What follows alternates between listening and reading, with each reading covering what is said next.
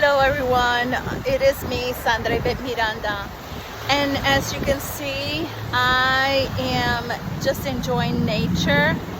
Actually in it's called Benty Davis here in Florida, and I just wanted to let you know that today is June the 17th, and I am committed to myself and to you that I'm going to do a video once a week, and I'm going to be speaking about a specific topic. And these topics are very personal, they're very dear to me, that I have been able to face, confront, and work on. And today I really wanted to speak about rejection. And the reason why, to me, it's important to start with that is because, you see, as a little girl, I had to deal with rejection. And when we think about rejection, we're thinking about, not fitting in, not accepting who we are. That it almost seems like, there's something about me that needs to be changed in order for people to accept me, but there isn't. As a matter of fact, there's a couple of statements that I want to mention that I think will help in this journey together. And it's the following. It says, rejection is not a reflection of your potential. It is a reflection of the other person's perception.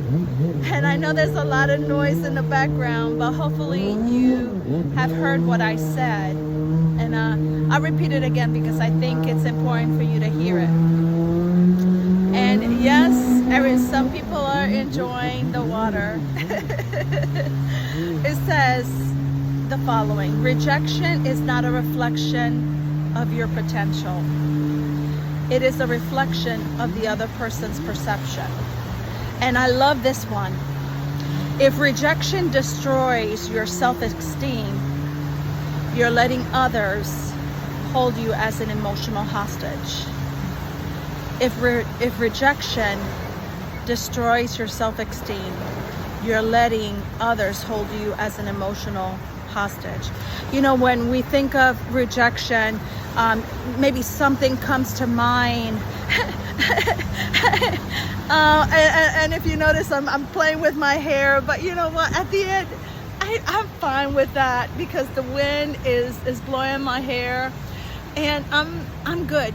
I'm good with that because I'm good with myself.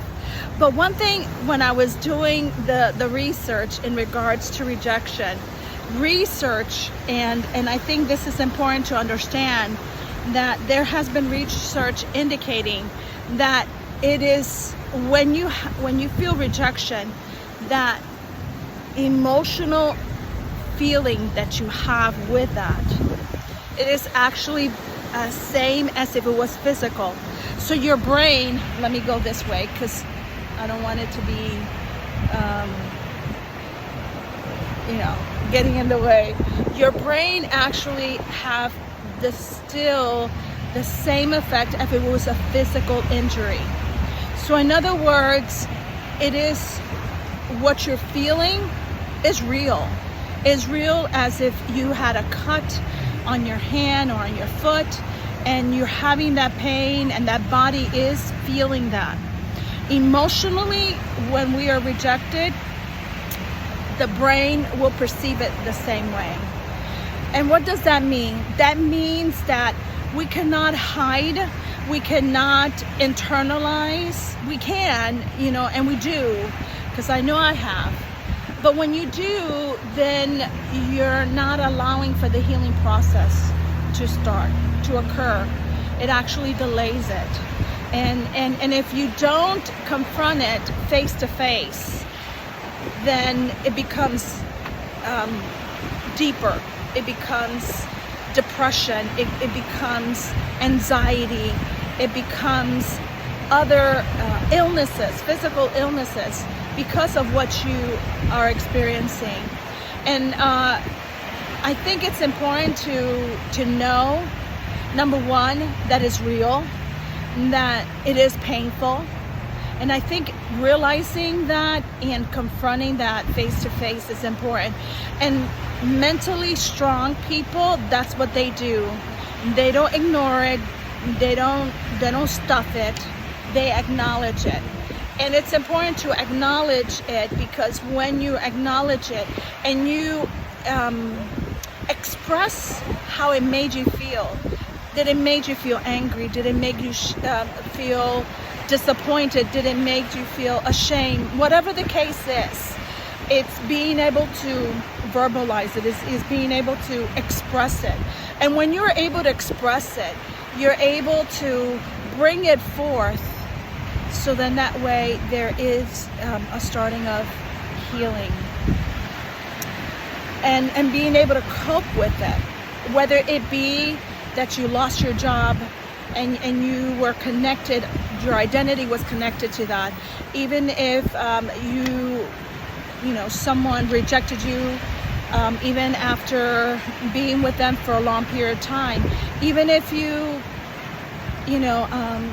were in a situation that you thought that this was meant to be, friendship-wise, situational-wise, whatever the case is, you may have put all the effort, 110%, and it just didn't work out. It just didn't go like you thought it would. Just to let you know, it's real. Face how you feel about it. Write it down. Scream if you need to scream, because screaming, you're letting it out. You're spilling your guts out. And I cry. Whatever you're needing to release it, release it. And believe me, that's just the start of your healing process. The second thing that mentally strong people do when they're faced with rejection is they know that they're pushing their limits. What do I mean by that? Is that they may have decided, you know what, this is a long shot, but I'm going to try it anyway, and if it's meant to be, it's meant to be. If they reject me, that's fine. They do not associate that decision of who they are. It's not their identity. They don't become emotional hostage because of the rejection. Another thing that mentally strong people do, and I love this, is they refuse to let rejection define them. I want to spend a little bit of time here. They refuse to let rejection define them. You're not what people, if they reject you, it's not who you are they're rejecting. And then it may be, but you know what? You need to know who you are. You need to know what you bring to the table. As in this journey, I am learning, I am lovable. I love joy. So I bring joy to the situation, joy to people. And if somebody doesn't like that, it's their loss. I'm serious, it's their loss. But that's okay. You're not going to please everybody. And this is a thing that I want to make sure that I hit home. Do not be a people pleaser. When we become people pleaser, and I know because I've been there, done that, and got the t-shirt. When we become people pleaser, we compromise. We are not authentic. We're not who we truly are. And you see, you're wonderfully made. So you just being authentic self just brings the best out of you. And again, you're not for everybody. I call them my tribe. I have a tribe. They're quirky as me. They're, they understand my idiosyncrasies. They understand my language, because sometimes I even make up words. Whatever the case is. When you are authentic and when you refuse for rejection to identify you, then you know what? If it's not meant to be, then you're going to attract who you are. You're going to attract who you are. And that's a wonderful thing, because they'll love you. just as you are. Imperfectly perfect, because we all imperfectly perfect with everything that we have. We have so much to give. And so not compromising who you are, not compromising your principles.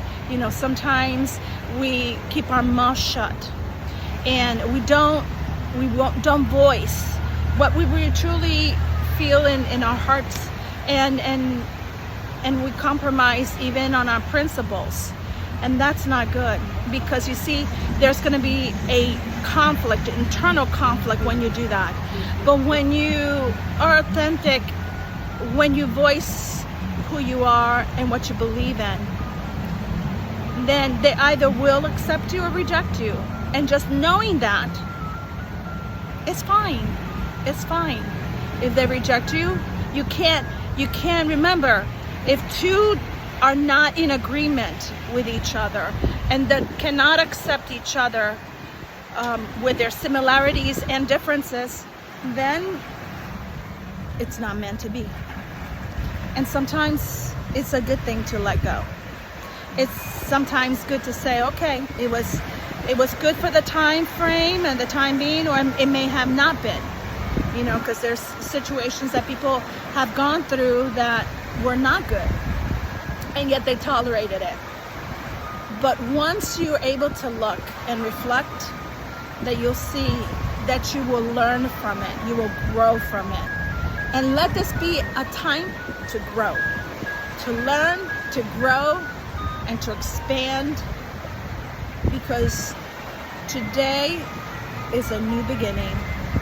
Love you. Ciao.